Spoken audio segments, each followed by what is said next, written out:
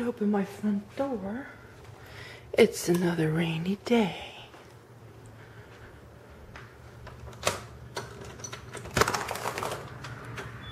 I woke up to it being very wet outside. I didn't know it was going to rain. Well, the sun came out. So,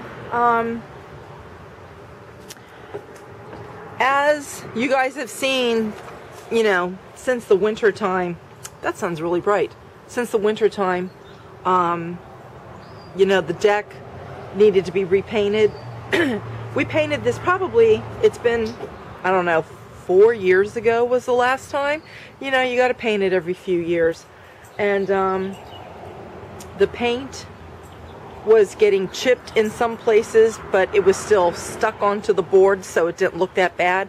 But I'm going to show you just how bad it really was and why it really needs to be painted, because when Stefan did the pressure washing, and I told him, I said, you're going to get paint that it's going to start lifting. I said, that's okay, just squirt it all off.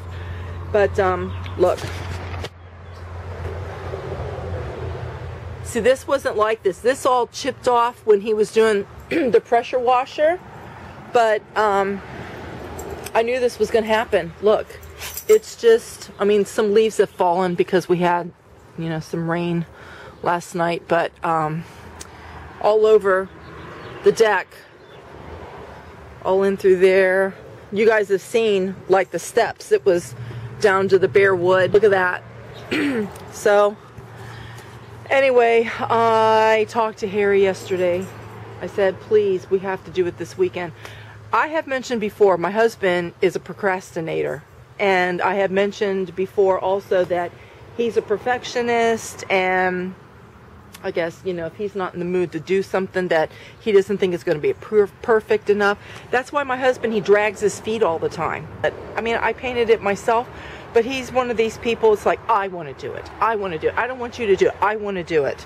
I don't know. And unless he thinks it's a man thing, or, you know, he just doesn't want me to have to, you know, do any extra jobs around the house or whatever. And I have just my little pathway here to go around my trees.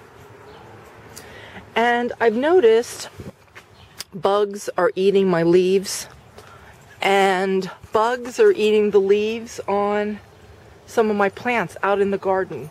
And I've got to go get some bug spray stuff, you know, that you can put on there, because you know, your plants have to have leaves. If they don't have leaves, they die.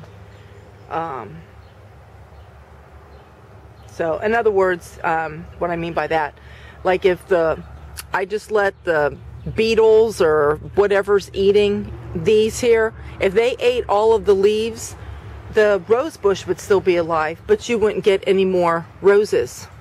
You have to have the leaves if you're going to have the flowers, in other words.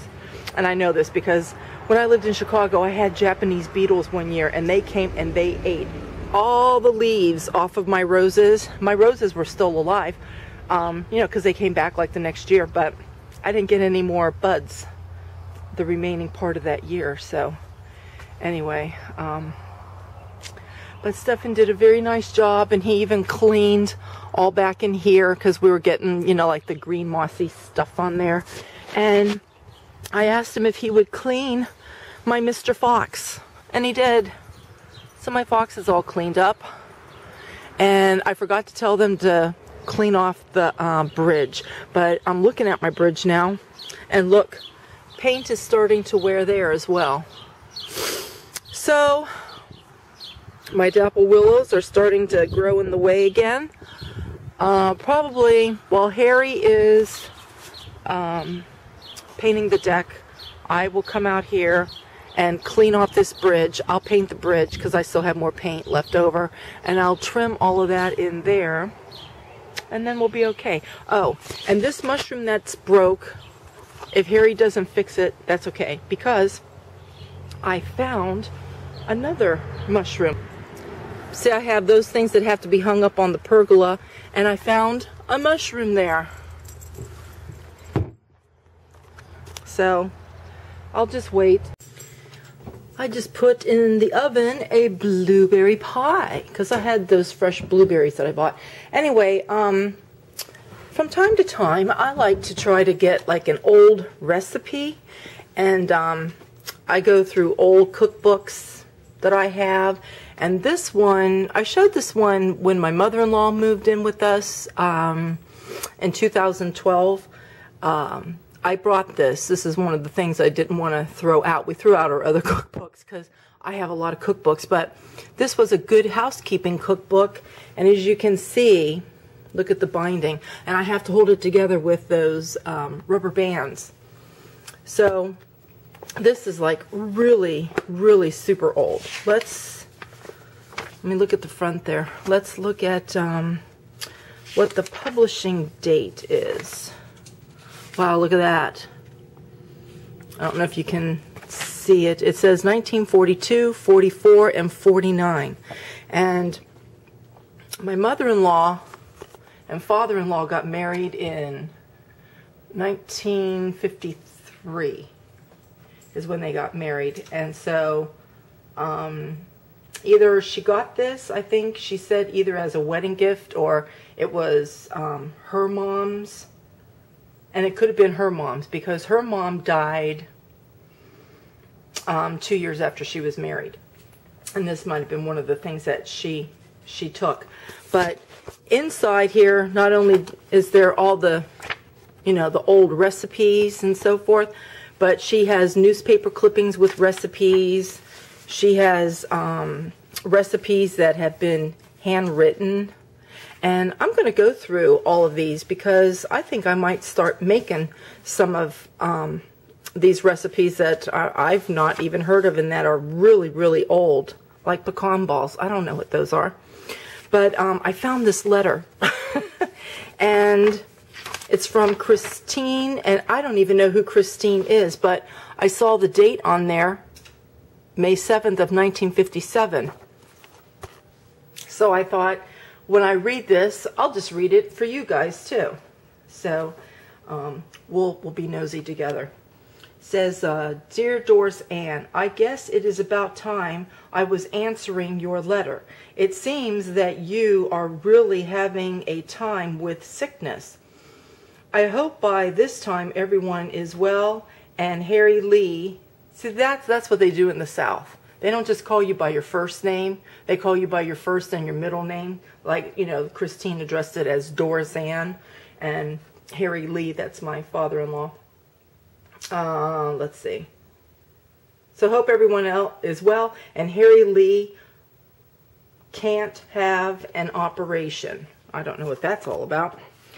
It seems we are having the same trouble with our boys wanting to stay outside, as Chris cries sometimes when he can't stay out.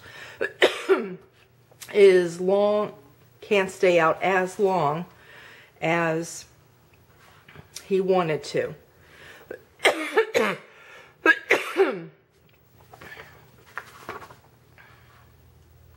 We took him for his first polio shot Saturday. What? It didn't cry. It didn't cry, or it should have been he didn't cry. Nor it didn't seem to make any difference in his playing. I have taken his bottle from him almost completely and am trying to break him from his diapers. I was looking through some things a little bit ago and came across Kippy's picture. Kip is my husband's nickname, family nickname, and they called him Kippy when he was little. I guess he has changed a lot since it was made. I guess you were glad you were not... I can't even hardly read this person's writing. Let me see. I guess you were glad you were not pregnant, as you have been having so much sickness. How do you like your new car by now? How is all your family doing? Does your daddy still live there? Did Jule Hendricks Did Jule Hendricks ever get married, or did she moved to California with her family. Mr. Oates, one of the men I used to work for, is moving to Tampa, Florida. He is now working for Federal Housing Administration. I had a new dress that I had made that I wore for Easter. It was so warm I let Chris wear short pants. It turned cool this past weekend and I had to put long pants back on him, but it is warming up again. I planted some garden today. I really did wish for Bob's help, but he is in Elizabethtown this week. I really do get lonesome when he is gone. He fell the last week of March while at work and sprained his back. And was off from work 2 weeks. He didn't have to go to Hazard, but I think some of the men from here went. Bob saw Amanda recently and talked to her a few minutes. She still isn't married. I don't see her often. Darlene's little girl had the measles recently. We got a new bed and chest of drawers for the back bedroom recently. Now I want a TV and a telephone. Good heavens. Well, they're all from, like, when I say like they're from the South, they're like from the like country South, and like back like in the 50s. Some of them still didn't even have indoor plumbing or anything like that. So, you know, to get a TV, and to get a TV was like a big thing back then, because TVs just came out in the 40s, and they were quite expensive. That's why people didn't get them. But when she says here about getting a telephone, yeah, that's like, you know, your electric, your plumbing. People, they had to upgrade to get things like that. In the South, in the mountains, like they were all like mountain people, you know. Hillbillies, let's just put it that way. Let's see. So they're getting a telephone, but I don't know when I will get either. My periods haven't been regular the last few times. So I went to the doctor and he said I need some shots, but never did go take any other than the one he gave me then. Boy, her writing is really something. Have you got your automatic washer and dryer yet? See, look at that. My mother and father-in-law were just getting a washer and dryer in 1957. And notice how they called it the automatic washer and dryer? Okay. I don't know any news, so had better close and pick up the pans, broom, etc. that Chris has scattered while I was writing. Right when you find the time. Love, Christine. So, other than my mother and my father-in-law, I have no idea who any of these people are. But isn't that something? I feel like, did you ever watch that movie Doc Hollywood with Michael J. Fox? Remember how those people, they were kind of like hillbilly people too. Remember how he had to go read their letters for them because they couldn't read? That's almost like what I felt like while I was doing that. So, but anyway, getting back to all of this, yeah, there's a lot of old recipe. This is peanut butter brownies. She's got a ton of things in here. And I'm going to start going through all of these recipes and trying some of these out.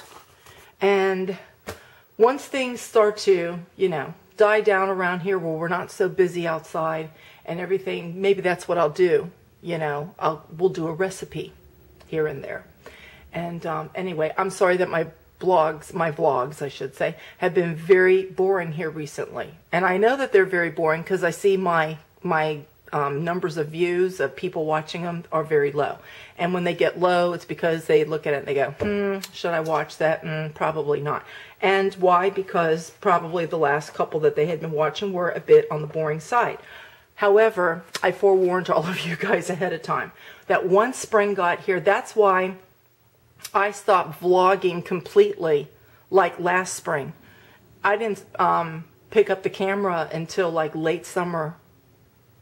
Well, I vlogged like throughout the summer, like my garden process, what canning I was doing, but it wasn't like every day or every other day or anything. Because, you know, you just get really busy. You got outside projects, you got things that you got to do, and you want to stay focused. The last thing that you want to do is pick up a camera and take it all over the place with you. So anyway, I'm sorry that my vlogs have been boring. But anyway, hopefully they'll get a little bit better here once we get this deck painted. That's the last of our projects, except we got to get somebody here to seal our driveway, but that's not anything that we have to do. Somebody else will be doing that for us. So, and Harry and I are going to take up golf. We're going to start golfing, so I'll bring the camera when we start doing that. I want to try to get over to the beach, and I'll take the camera, you know, and when we go do that. So hopefully there will be things that will be coming up here that will start getting a little bit exciting, where it's just not so boring for you guys. Okay, I cleaned up from making my pie, and I made some fresh homemade lemonade. So this is how I go about cleaning all my knick-knack things. I get some fresh soapy water. I have a towel over here, and by the time I start gathering things, these should be dry. I'll put this away so I can place things in there too.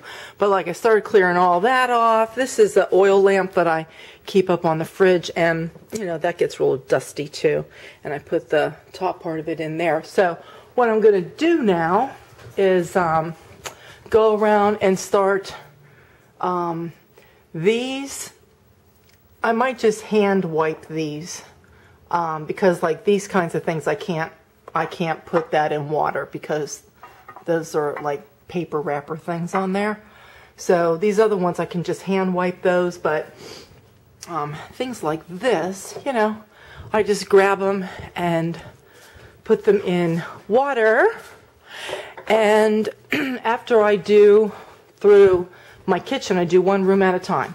After I get everything off of here, then I'll dust that really good.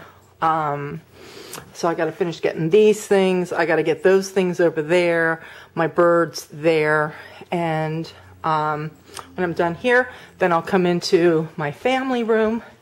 And the only things that need to, you know, come over here are the things on my mantle, little things there, up there. Then I'll move into the foyer, then into the living room, into the study, and then last place is the dining room. Oh, and I'll probably go ahead and wash my tablecloth because like all these, you know, like the table runners and that white thing there, like I got to go gather all of those from everywhere and wash those.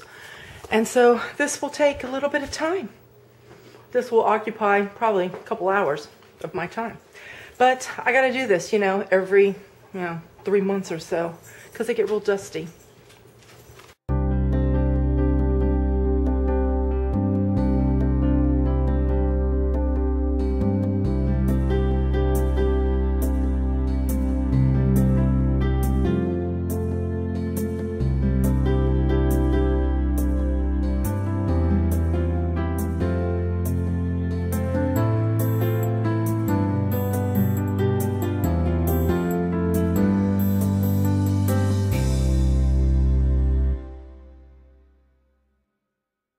So the last step is, and I have a kitty in the corner, the last step is I have to finish gathering all the things that need to be washed off there and in the living room, bring them over here, and I've got to, now that these are sort of dry, I need to slide them over a little bit to make room to get the rest of these up to get the rest of these into the water to wash them.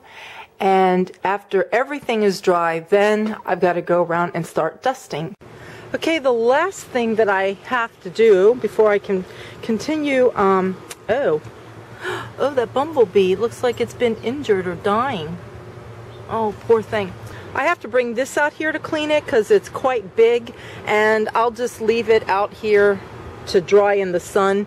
But if you can see, it's quite dusty. I haven't cleaned this probably since the fall, because in the winter I couldn't set it outside here. So now that I'm out here, I can finally clean this. And I don't know, I think this bumblebee is dying. Oh no, I think he's sick or something though, because he was laying there, and bumblebees I don't think sleep. So anyway, I've got to get my hose turned on. Oh, and it's nice the sun's coming back out for me to do this, so that'll be nice. So we're going to get all of that dust off of there.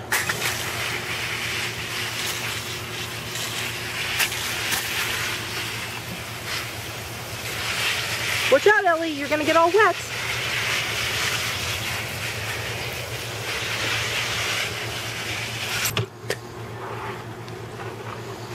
Got to get this side. Ellie, you're going to get all wet.